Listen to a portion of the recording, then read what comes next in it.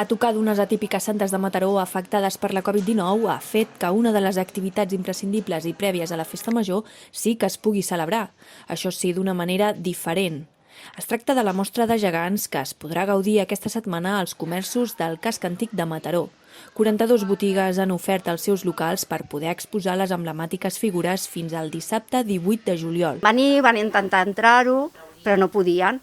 Llavors què van fer? Van agafar i em van demanar permís per poder desmuntar la porta. I van tenir que desmuntar la porta, treure-la, que va costar el seu, i al final van poder entrar en Ramonet perquè es quedés amb nosaltres. N'hi ha que han entrat allò per poc, que semblava que no entraven, però sí, de fet, una de les coses que a la gent li semblava anar una mica enrere era que es pensaven que no entrarien, i al final han entrat tots. No?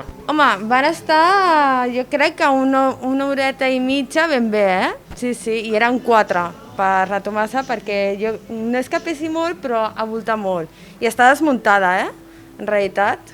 Cada comerç disposa d'un codi QR que permet accedir a la informació del gegant exposat i també hi ha un plànol on poder consultar els establiments que hi participen. A la plaça Xica hi ha els gegants més potents en quant a dimensions, més que res també pel tema de les botigues, que ha sigut això, hem hagut de combinar diversos factors, un d'ells l'alçada de les botigues, l'altre l'estètica del conjunt i l'altre també una miqueta la demanda que ens han demanat els botiguers. Jo vull tal figura i alguna cosa també al revés. Ens han dit, mira, m'agradaria més anar aquí.